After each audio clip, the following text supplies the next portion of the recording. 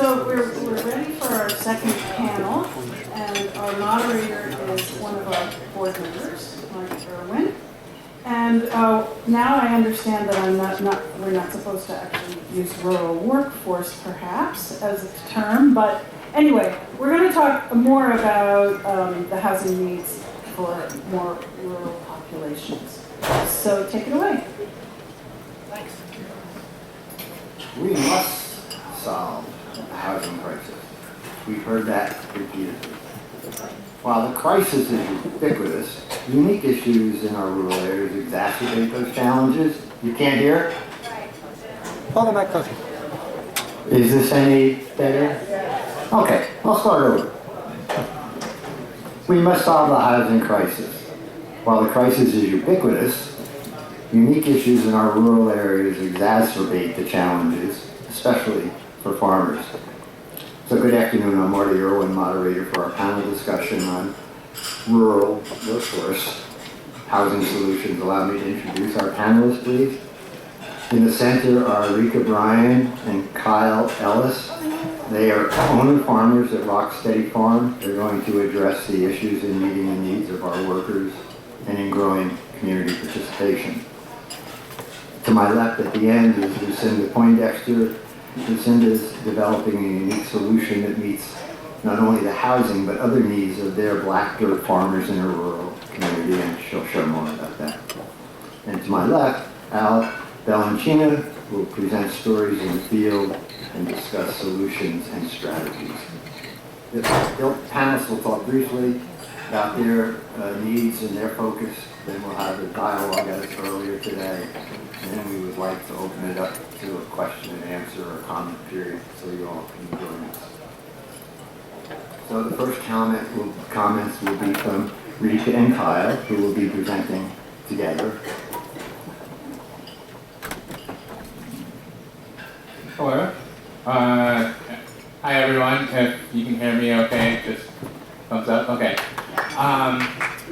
Myself and Rica are from Rocksteady Farm, a small CSA farm in Millerton, New York. We operate as a CSA to kind of provide some stability and predictability during the season. And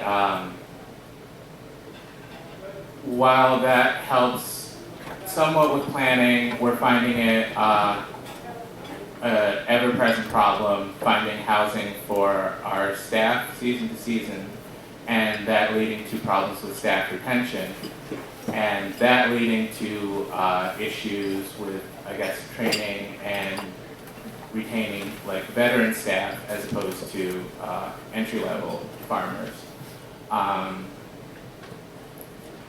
We've been working with a housing group in the area to come up with some solutions to this issue and try different things over a few seasons, but none of our solutions aren't working, and we're interested in figuring out some new solutions to these housing problems. Rica's been managing a property that the farm leases to provide housing for new staff, and that leads to a lot of stress during the season, and it's been proven to be an untenable situation dealing with either landlords or maintaining the housing during our off season when it's hard to find tenants.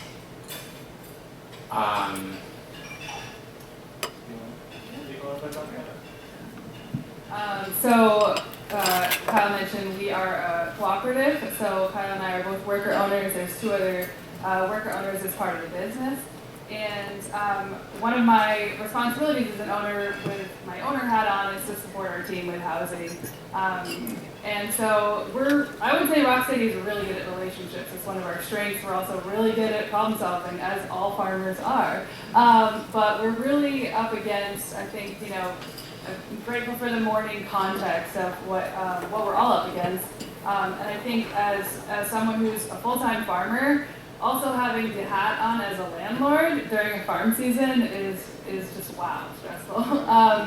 And I think that relationship also, as it relates to our staff, the kind of power dynamics in that relationship are something we would rather not do. So, but in order to keep our staff housed, we're put in a position as business owners to be landlords or find other solutions. One of which is we do partner with the Columbia Land Conservancy. We're renting one of their houses on one of their properties, so that's been a success, and we can talk more about that. But yeah, I did want to kind of further uplift the work of the Hudson Valley Farmer Housing Working Group. Chris Nickel is here today. He's one of the co-leads of that project, and farmers know what they need, and they're talking. And the data, we have a collection of data from the last winter. Some of you have a copy of that on your table, but we do have copies here and outside of survey results and kind of the database of what farmers really need in terms of housing support. And a lot of the solutions that have been already brought forward mixed, lots of different solutions. It's no one size fits all, as we know, but generally 1 to 2 bedroom rentals. We in Millerton, we really struggle to find any affordable rentals. That's a big challenge. And like I said, we do really well with relationships. So we actually have a lot of community members, CSA members, people who have supported the farm for many years. They have large properties, small households, as we heard this morning, right? That really being kind of a pattern in our area. And a lot of these property owners want to make space for farmers like us, right? Like they want to make space for accessory dwelling units or a tiny house, and there's a lot of barriers to do that. So we're here to kind of help be a part of the conversation and give a farmer perspective. I know we don't have much time, but that's a little bit of a intro to Rock Steady, and we also have a one-pager for later on when we're kind of having casual conversation. If you want to learn more about our project and Rock Steady, rocksteadyfarm.com, or we have a one-pager here. But yeah, just to get started. Thanks. Lucinda?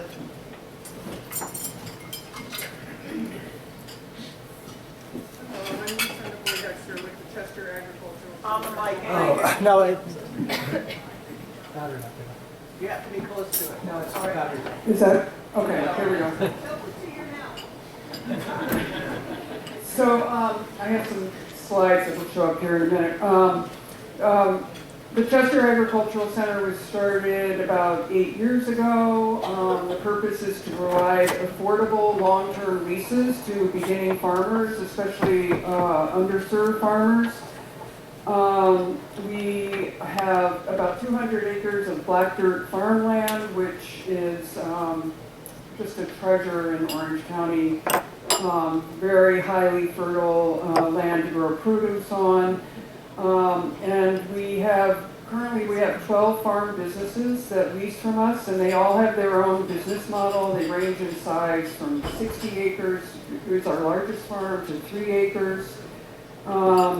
We're especially, and like I said, we try to lease specifically to underserved farmers, including 2 Latinx women-owned farms who came to Chester as farm workers many years ago and now own their own very successful farm businesses.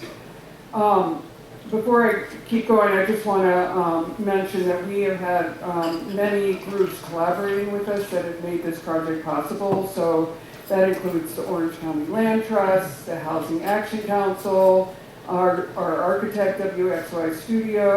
We've also worked with the Farmer Housing Working Group. PACE Land Use Law Center has been instrumental, as well as the Ralphie Ogden Foundation. The next slide.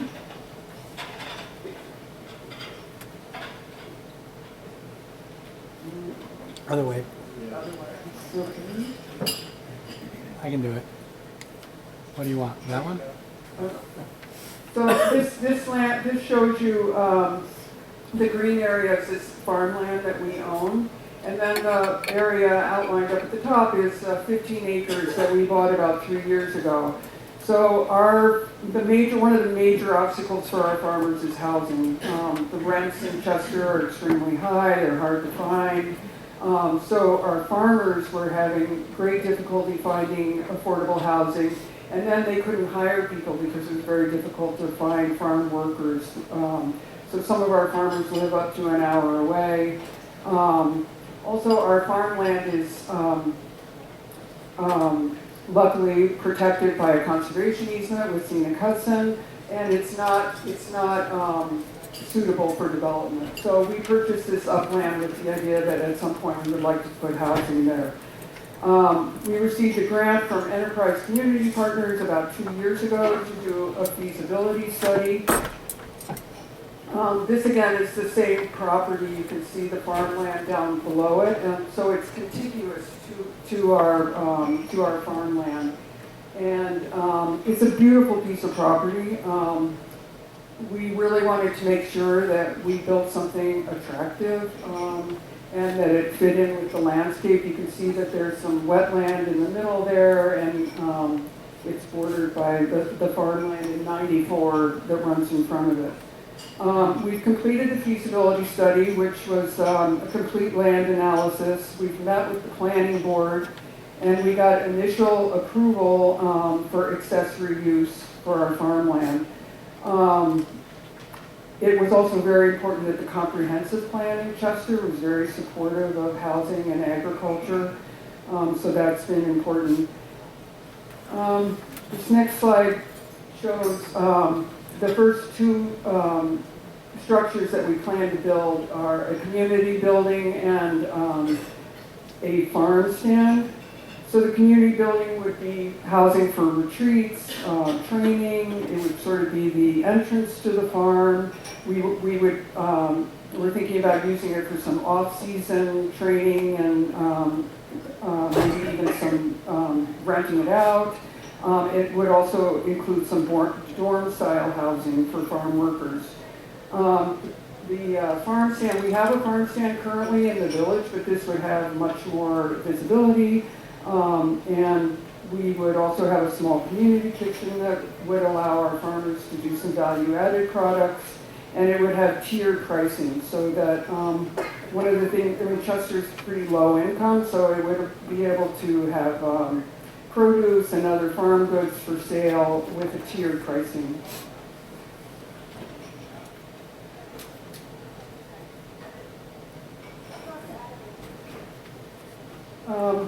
Here again is a sketch of what we are looking at. There are 28 units that would house about 60 people.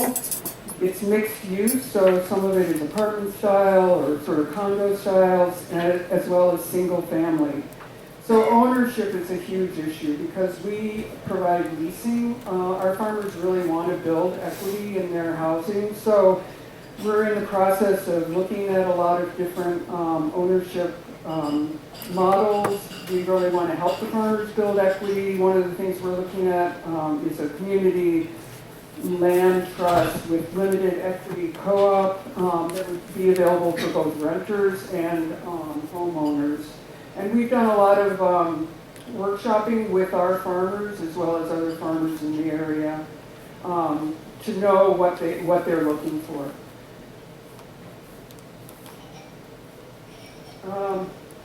So sustainability is also very important, and so we're looking at things like stormwater management, habitat creation, wastewater and compostable toilets, as well as ground or rooftop mounted solar.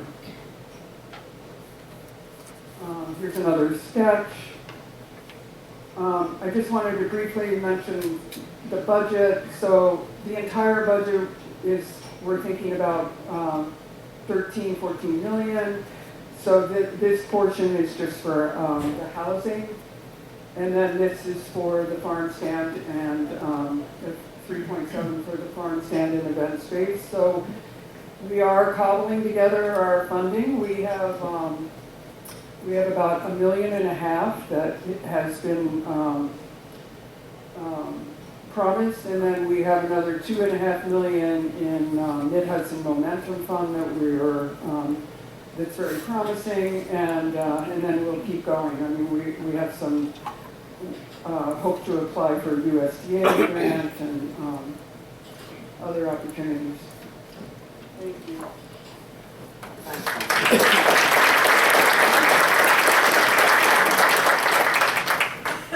Al is going to share with us, so we will turn it over to Al.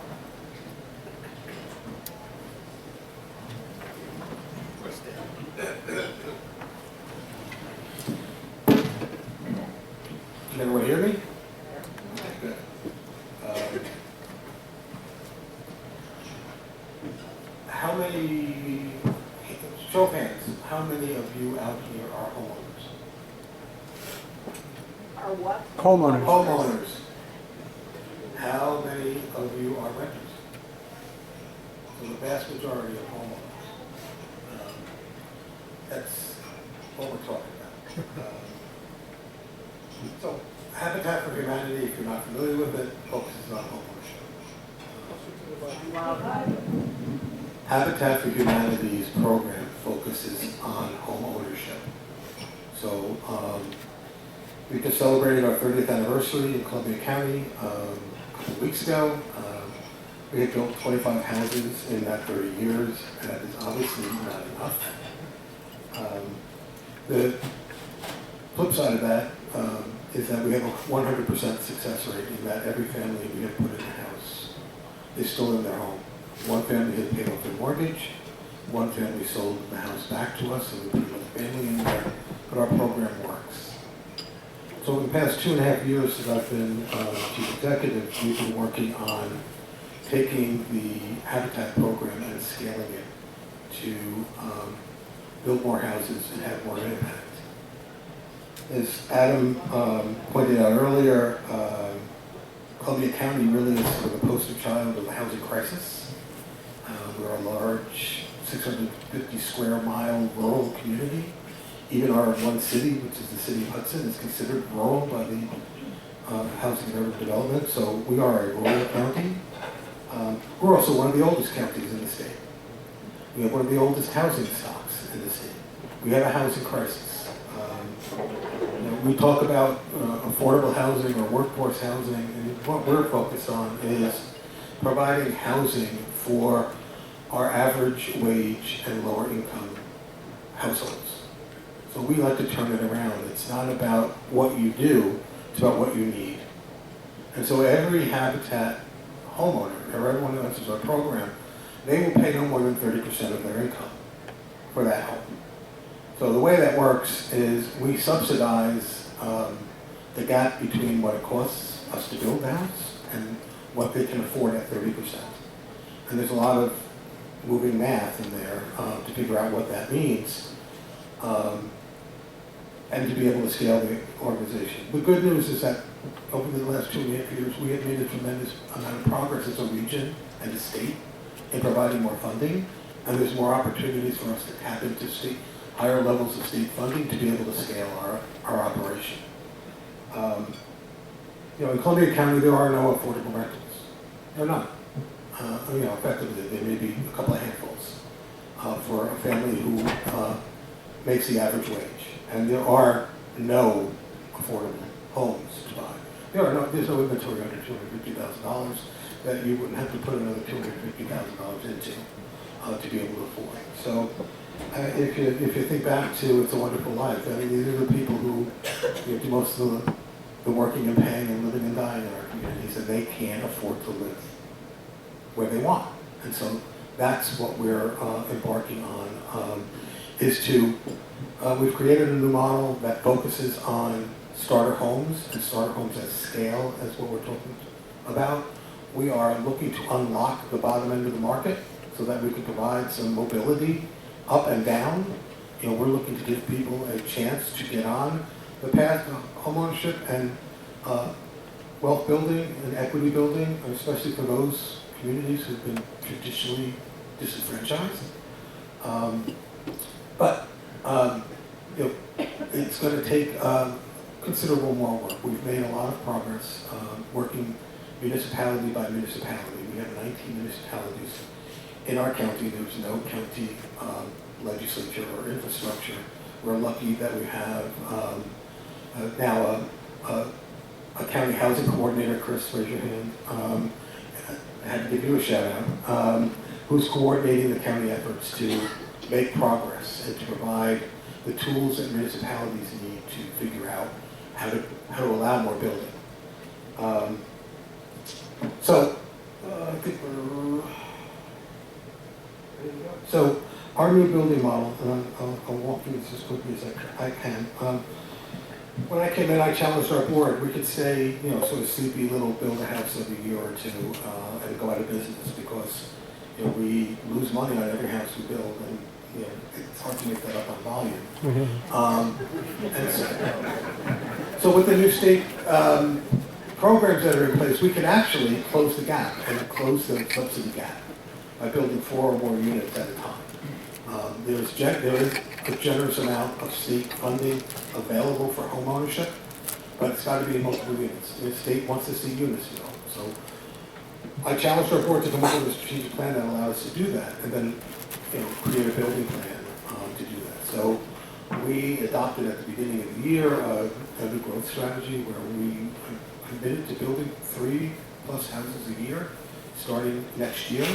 We're currently building 2 in the village of Philmont, and we're now looking for sites where we can build 4 more units at a time. What we will be building are basic starter homes that meet these criteria. So I enlisted a young architect in one of our towns and challenged him to develop a concept that we could scale that included low carbon impact, that were easily expandable to meet different family sizes and different family structures, that were simple to operate and easy to use, which most new homeowners need. I don't know if many of you knew, we pioneered passive housing building in the early 2010s, and those were groundbreaking projects, but they were not simple for our homeowners to operate. So we learned from that. They have to be low maintenance. These people are working folks, and sometimes with 2 jobs with kids, and so they can spend all their time maintaining their home. We wanted to use locally sourced materials so that we can keep the dollars in the community. They needed to be green. They needed to be volunteer friendly because volunteer and community supported construction is at the heart of Habitat. How many folks have volunteered on a Habitat build? Well, thank you. That's great. But everything we do is supported by the community. We don't go where we're not asked to come or work with the community to site our projects. So while there's always opposition, we're generally not looking to build something that the community doesn't want. And we're going to deliver these at a starter home price point, so at $250,000 or less. These are some renderings of what these homes will look like. They will be all wood. They will be stick built. They will be 1 story. They will be easy to put up. We're expecting that by the time we get our first couple under our belt, we'll be able to put up a home in 90 days. Eventually, and because of the generosity of the state and our local representatives who awarded us with a $1.5 million grant a couple of weeks ago, we will be able to scale this production much more quickly than we had anticipated.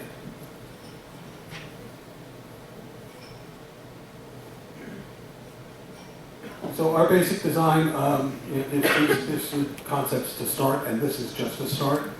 The basic structure is a 3-bedroom, 2-bath home, about 900 square feet. It can be designed with an independent well and septic. It's designed to be built on a half-acre lot or less. And then there are two other basic designs off of this. One is a 2-bedroom, 1-bath with an accessory dwelling unit that will allow us to serve lower-income families and give them an income stream, and then be able to provide 2 living units at the same time.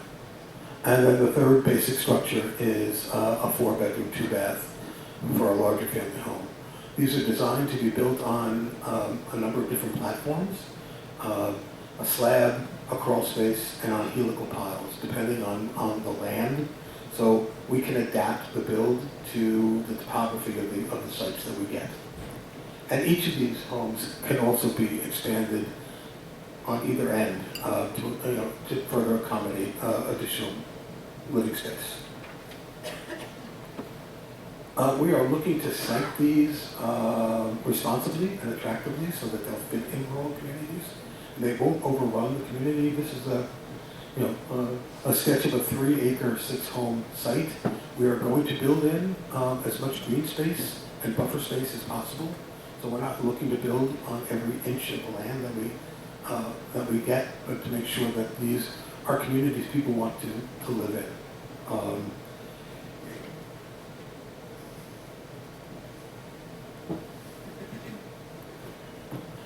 This is a typical layout for an independent well and septic.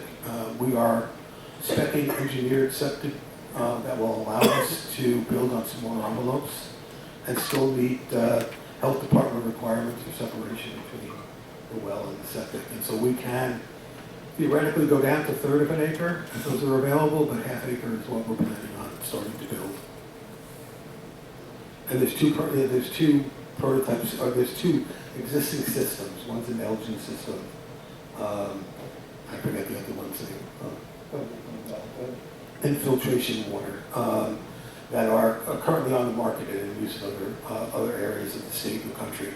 So they do have some experience behind them. No, the closing thoughts on this is what we need to be able to bring these to communities. The first and foremost, as I said, is community support. So we're working with communities who have invited us in. The town of New Lebanon, Columbia County, passed a resolution in the spring saying they wanted to work with us to start a development like this. So we're first and foremost going where we're wanted and where communities recognize the need for housing. The second is that we need tax fairness. There's a tax structure in New York that, even though these houses are highly subsidized and they are sold at far less than market value, they are taxed at market value.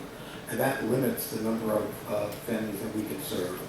So we're working with our local officials in the Hudson Valley, including Senator Michelle Henchy and Senator Serino and some of the county assembly people to pass tax fairness legislation. We introduced that bill last year, we reintroduced this year, and we have more community support behind that.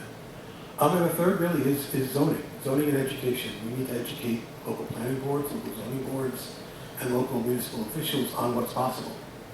There are a lot of solutions if there's the political and community will to build housing. There's no reason that more housing can't be built except for individual and collective will. So thank you.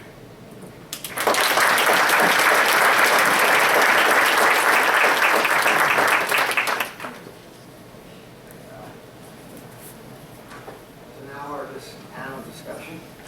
Let's get started. Rica and Kyle, you're not only farmers, as owners. Thank you. Thank you very much. Rica and Kyle, you're not only farmers, but you're also entrepreneurs. What will success look like from your perspective?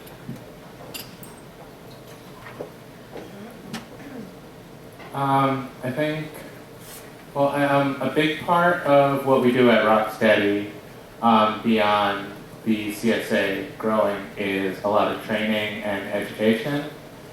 And I think for me, and I know some other members of the owner team would really like to I think we'll train the next, I want to say, generation of farmers in the same, I guess, style as us of respect for the land and I don't know, just like a positive workplace and helping the community, training those kinds of farmers in a way that, you know, to like replace us or, I mean, just to like have more creativity in what we do, and that would be a kind of success for us. Yeah, I can just add that, you know, there was some mention this morning of attracting, you know, like there being this generational gap of people, the workforce, right? The workforce diminishing in our area, and I think we're just one small example of actually attracting a new workforce to the area. We are attracting new farmers to Dutchess County in particular. Farmers who have the skills, farmers who have a lot of support otherwise, but they can't see themselves here long term because there's nowhere to go. Land access, I think, is changing in our area a lot. Even I've been farming for 5 years, Kyle for many more than that. And I think there's a lot of progressive land access opportunities. I think even new farmers, yeah, they're finding opportunities for land, but the land access opportunities aren't matched with housing opportunities. So for us, we're putting a lot of energy into our farmer training program for queer and trans, BIPOC farmers, but people can't see themselves in our region long term, and we don't know how to. Again, we're mostly farmers, but we also kind of dip our toe in the advocacy realm. We're limited in our way to support these growers. So we kind of need everyone's support so that they can see themselves in our region long term. Definitely a challenge. And your farmers are not year round, so they have additional challenges for how do they maintain themselves and their families when they're no longer farming. Yeah, well, with that, it's just really hard to develop relationships to sustain you the year round. Where we are is fairly rural, and I don't know, there's a lot of cultivation of relationships to provide opportunities with people, I guess legacy farmers in the area, to be able to trust new farmers who are new to the area to basically, I don't know, eventually run their businesses. It's just kind of hard to build that trust in such a short amount of time, especially when you're working, trying to, you know, live your life and do sustain your life. Definitely a challenge. Lucinda, how do you see success? I think for me it would be, or for the Chester Ag Center, it'd be, you know, to complete this project and to actually have farmers and farm workers living in affordable and housing, you know, that they'd be proud to live in, and that just bolsters the community and the local economy, and you know, makes, you know, it's very accessible to their work, so it creates a work-life balance, and just yeah, to bring this to fruition, and then to be able to share it too, so it's can be. It takes a long time, and you have to be tenacious. Yeah. Al, how about success from your family? Build more housing. And our mission is to build housing and to impact lives, so we have to scale that. So we have to build more housing, and that's what it looks like. I think it starts really with collaboration. We're a small organization. There are a few large habitat organizations, but they're mostly urban, you know, habitats. And so for small rural habitat operations are going out of business. So in New York State, since 2012, I think we've gone from 53 affiliates across the state to 34. And we're seeing that across the country. So, I mean, but it's because they haven't changed. So it used to be, you'd be able to put up a house with a group of friends for $40,000. And it could take you a while, and then everything was mismatched, and, sort of pulled out of the bargain basement at Grossman's, and you can't do that anymore. I mean, the level of compliance, the level of complexity, building a house, the level of cost, it's a different game. And so we don't have to scale to be, a large organization, but we have to find the scale that allows us to create more housing, in community, and leverage resources that are available. And it's a challenge in small rural communities, but it's not impossible. We're going to run over time and do more dialogue. We'd like to have Use the mic.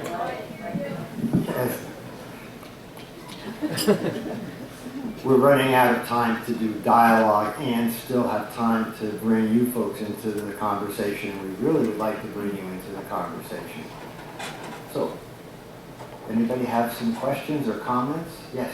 So, for the Habitat for Humanity projects, does that $250,000 cost include the acquisition of the land, or how is the land being acquired? Is that just the cost of the building? That's going to be the cost that we're looking to sell the house at. So there will be other costs. We're acquiring land by either buying it ourselves or getting it donated either from private individuals or municipalities. And that's traditionally how we've sourced our land. There's a lot less land that's just sort of available for picking these days. So, but we're finding it any way, which way we can. others. In terms of, you mentioned reaching out to that architect in your community to come up with sort of a scalable plan. Did you run up against any significant conflicts with existing building code municipalities? Not yet. Can you repeat the question for people? He asked if in developing our plan we came up with any significant roadblocks in terms of existing building codes or complexities. Zoning, well, I would say, not in the architecture itself, but zoning is always a challenge. Zoning is after, land availability, zoning is the other 800-pound gorilla. There are also issues to provide the housing where people can get around without cars if possible. And that becomes a challenge. Proximity to jobs, services, public transportation, bike paths, staying off of main streets on your bike because that's quite dangerous. And the communities often are wanting to see their housing stock be brought closer to the core, like we were hearing earlier. Under the New Paltz, our supervisors here, I had a vision to do something out on farmland in a rural area, and I quickly learned, no, we want our housing to be brought into the core area because it overcomes the issues. Any other comments or thoughts? Yes? Yeah, for part of the agriculture side of this, in rural areas, which a lot of us are covering here, how, if you comment on the balance between supporting housing development, but sustaining and keeping our prime farmlands with that one development, keeping it on. We'd like to pick up on that. And restate the question for people, please. Sure. The question was the impact of housing on prime soils that could otherwise be productive farmland and taking farmland out of the picture. Is that your question? We're commenting on the balance, of trying to find a balance between the two of not overdeveloping and losing the prime farmland that is farmable, Right. but also supporting housing infrastructure. Finding a balance Finding a between. balance between the two, yeah. I mean, for us, we're sort of in a unique situation because the Black Dirt isn't really developable. It can just really only be used for farming. But in the upland piece that we purchased, we're planning to do some sort of like pick your own strawberries or some element that would bring some agriculture. Or maybe our farmers right now can't do livestock or chickens, so maybe they could have chickens there. So would have dual use. You might have one. I just forgot the question. I would say that our solutions, what we've looked for mostly is using existing structures, buildings, or sustainable construction, which we haven't really done, but it's been on our radar of like tiny homes on smaller parcels of land.